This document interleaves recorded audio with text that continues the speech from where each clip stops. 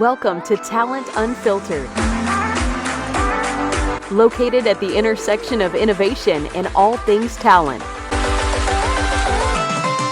Talent Unfiltered is presented by Hirewerx. Hirewerx. Talent forward.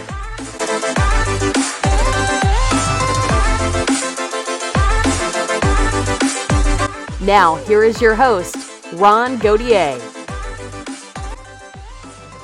It is Monday, April 13th, 2020. Welcome to Talent Unfiltered, presented by Hirewerx. I am your host, Ron Godier, and you are looking at the Space Needle. It's right there on the right-hand side of the screen in Seattle.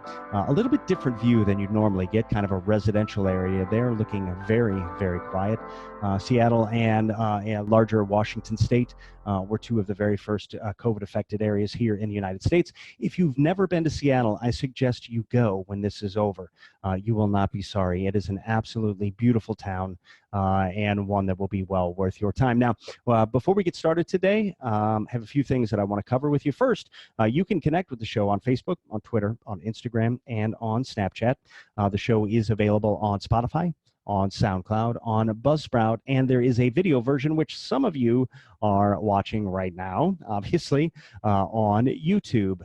If you want, you can go to any one of those platforms, just search Talent Unfiltered, and you will find us. You can also email the show at showinfo@talentunfiltered.com. Now, the links to our social media and all of our platforms are in the comments section down below. We do hope that you will connect with us very soon. And if you dig what we do, then take a minute, like, subscribe, share, and turn on the notification buttons so you don't miss any new content from us. I have two items that I want to talk to you about. One is about businesses. The other is about people before we get into the meat of the show today. So first, week before last, and I think last week, I told you guys about a company called Tap Click Talk. It is run by a good buddy of mine named Andy Angelos. Andy is a really smart marketing and data guy. And his company has designed a small to medium-sized business platform where companies can go out and look at the options available to them through the SBA and the federal government as part of the economic response to the COVID-19 outbreak. Now, not only do you figure out, or can you see what programs are available to you, but you can also apply for many of them right there online. And to go one step further, if you'd like some help or some advice about which programs or opportunities might be best for you, there is a group of professionals standing by that can help you do that. So right down here on the bottom of the screen, for those of you watching on video, you will see the name of the organization. It's thebounceback.org. Again, that's thebounceback.org, and that will be in the comments section as well. Last but not least, before we get into it for the day, my company Hirewerx is rolling out a fundraising campaign called the United We Win COVID-19 Relief Campaign. It is being hosted on GoFundMe, and it benefits an organization called the Global Giving Foundation. Now, Global Giving does some amazing things. They raise money for a lot of different causes all over the globe. But right now, they are focused on raising money to help first responders in communities that have been ravaged by the coronavirus outbreak. They are an incredible group and one that we are very proud to be a part of. Now, there is a video up on my LinkedIn page that explains how to get involved. It's also on our YouTube page, which if you are there right now, you can simply pause this, go over and take a look at it, and you will be able to get in and figure out how to donate. But I'm going to take just a minute here, and I'm going to show it to all of you who are watching right now. We'd love for you to try to get involved. So without any further ado, here is the United We Win COVID-19 Relief Campaign.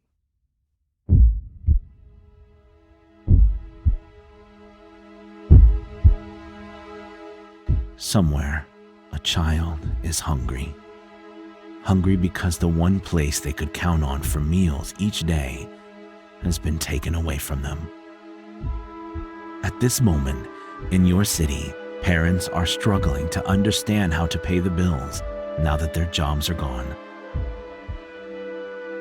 Someone's grandparents are terrified to leave the house. Across the globe, people are wrestling with the same questions, the same fears, the same uncertainty. As different as we think we are, This is one experience everyone in the world will share with you. The question is, what can we do? Hirewerx believes that in times like these, the smallest gestures can make the greatest impact. The United We Win COVID-19 relief campaign is designed to give hope to those that need it most. Hirewerx wants to raise $1 million for the Global Giving Foundation, an international organization with a focus on helping the first responders and communities ravaged by the coronavirus pandemic. To do it, we need your help. First, follow the link below to GoFundMe.com and search Donate United. Click the Hirewerx campaign and donate what you can, even if it's just $1. All donations are tax deductible. Second, share this video and donation information with everyone you can on every social platform you are on. And third, use the hashtag UnitedWeWin to raise awareness about the effort. If 1 million people give $1 each, we can change the lives of so many. Let's put aside our differences, find our way past the things that divide us, and focus on what we can to help. When we are united, we can do anything. United, we win. Donate now.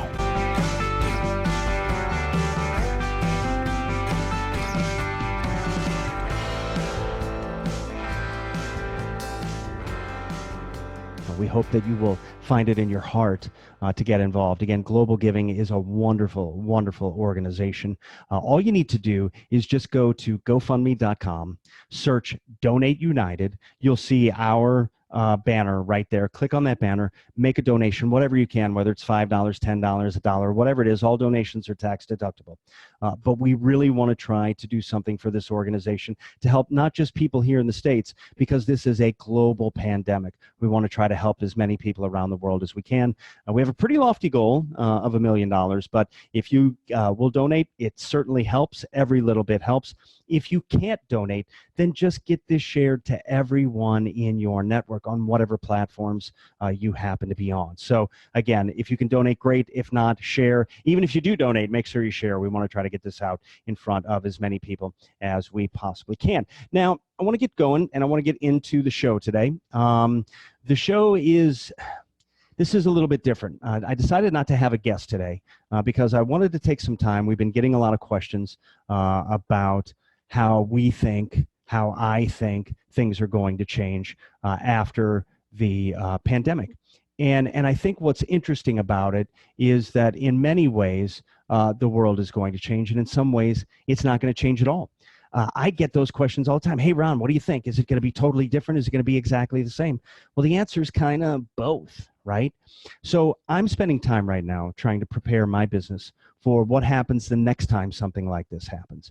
And I started really working on quantifying things that I do in my daily life that are a benefit to efforts like that. And I wanted to share them with you because I'm hoping you will find them to be beneficial as well. So I call this leveraging the Ds. There are 4 Ds: distance, data, diversification, and dreams. And I'm going to talk to you a little bit about each one and what I mean by that. But now these can be blown out a whole lot, but I'm going to try to break them down just in small chunks that I think everybody can take and use going forward. One of the things that I think is going to stay the same, and it's going to impact our business and the way we do business in ways we haven't even considered yet, is this right here: communicating like this. You see me, I can't see you in this particular situation, but if this were a Zoom call, we'd be looking at each other, hopefully, trying to have a conversation and trying to move business forward. And that's what this situation has done. It's forced people to operate in this way, right? Now, it isn't enough just to know how to turn on Zoom. You actually have to figure out how to get good at it. And I will tell you, and Hung Lee, one of our guests from Workspace.io, I think would back me up on this, that the people who get good at this kind of communication are going to have a leg up in how business happens and the things that get done and the business that they're able to generate going forward. Okay? Get good at this. What does that mean? Well, let me bring up some things that I'm sure you've all seen. How many times during this 3 weeks, a month, have you been on a Zoom call where You've been talking to somebody who refuses to turn on their camera.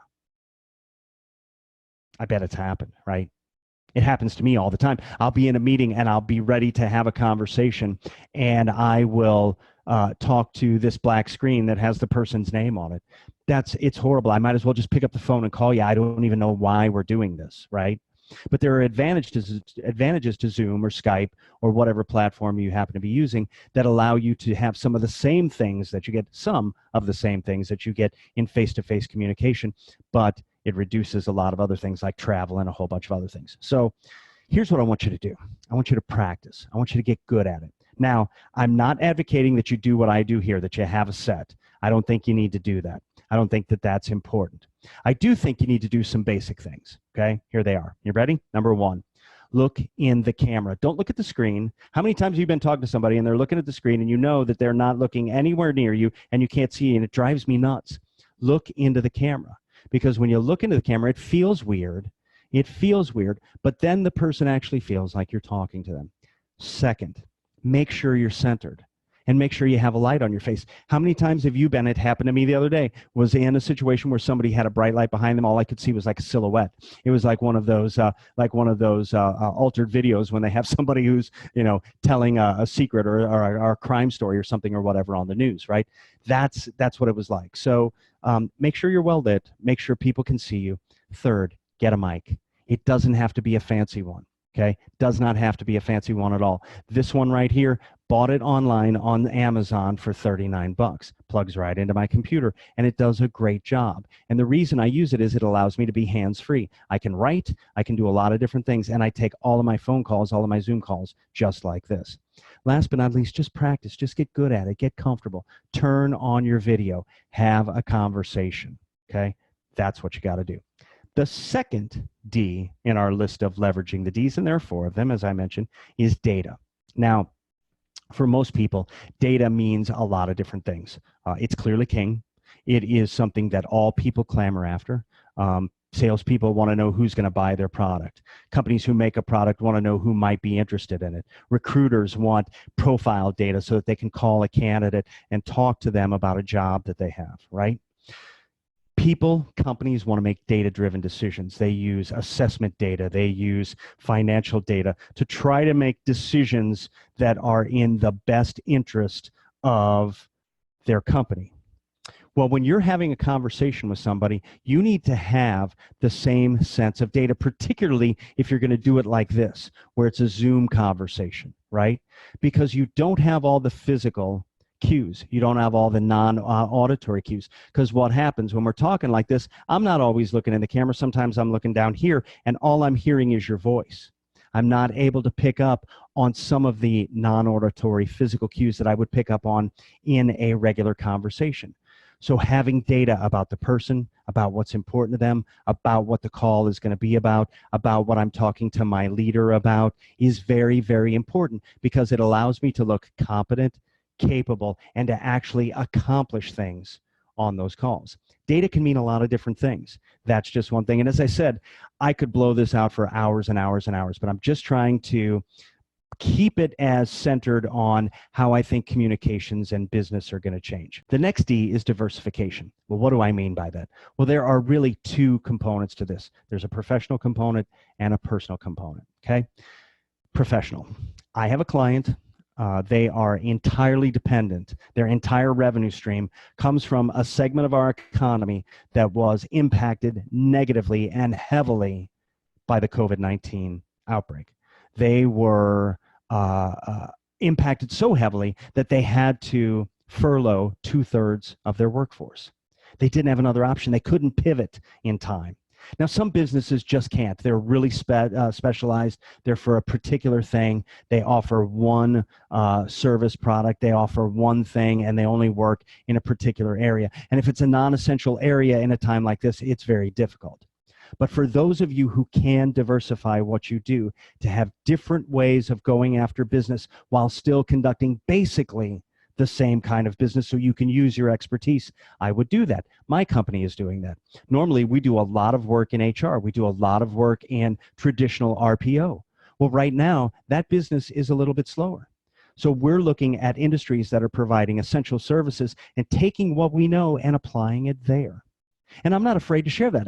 Here's the thing. I think some business owners out there are afraid that if I tell somebody what I do, they're going to get my secret sauce and that's going to be it, and I'm not going to be able to compete with them. Well, I use the analogy, if there was only one kind of person in the world, there would either only be MacBooks or PCs, one or the other. The reality is that there's all different kinds of people, all different kinds of price points, all different kinds of needs. Diversify and figure out how you can keep your business going through tough times like this. The second part of diversification has more to do with what you do for yourself. It's really about changing your skill set. Now, I have a client who is in a business where his function is as the director of recruiting. He's an incredibly talented, wonderful, and intelligent person. But his only skill set was recruiting. At least that's what his company thought. And he hadn't demonstrated any other skills. So when it came time to furlough, since talent was getting put on hold, he was one of those people who got furloughed. What I'm saying to you is find ways to expand your skill set. This is a great time to do it. Learn, take courses, figure out new things that you can do to bring value to your company, that you may be able to bring value to your clients with. This is the time to do that. These are the things that you can do now to make sure that when the next time comes, you have more to offer and you can say, well, wait a second, did you know I can do this, or I can do this, or I can do that? It's not always going to help you, but any bullet in your metaphorical gun will help. The final D in this is dreams. And it's a little bit of an esoteric concept. I get it. I understand that. But I think it's important. I think it's important that we allow ourselves to dream. And sometimes in situations like this where we're cooped up and we're constrained and we're not sure what the future holds, it is very easy to get mired in all of the things that are negative without understanding that these kinds of situations provide opportunities for innovation. Okay? If you are a business owner right now, you should be asking yourself, what can I do to pandemic-proof or catastrophe-proof my business? What are the things that I can do? What are the different service offerings I can have that would be valuable to somebody regardless of what the economic climate is? What are the areas in the economy that are almost recession-proof? How can I be a part of that? How can I find places where I can continue to provide services? It's very easy to get segmented and go, this is my widget. But if your widget doesn't fit the situation that you've got, your widget goes away. That's the unfortunate part about this. You absolutely have to be prepared for things that you can do. It doesn't apply to every business. I get it. I understand it. But take some time and try to figure out how you can dream up new ways for you to be able to provide a much broader service for you, your clients, your employees, your team members, whoever that may be. You don't have to be the business owner to do that. You could be a two-year employee, and if you take a few minutes and you think about it and you present a business case to a leader that makes sense, they will listen. The next part of dreams are the things that we do individually. Don't let this slow down who you are. Don't let this change who you are. Some things are going to be different. We're going to communicate more like this. You're going to do more distance communication. More people are going to want to work remote. There's going to be a segment of our population that's going to be uncomfortable with being around other people for an extended period of time. You're probably not going to fist bump. You might elbow bump. Now, there's a lot of things that are going to change. But don't allow that to slow you down. Don't allow that to disenfranchise you or disconnect you from the people that are important to you, loved ones, clients. Find ways to communicate. Find ways to have good communication, okay? I'm telling you, folks, this is going to be an interesting world that we come back out to. And I hope that some of these things that we've talked about, if nothing else, maybe give you some inspiration to try some different things. Now, we hope that you found this to be helpful. I realize it was a little stream of consciousness.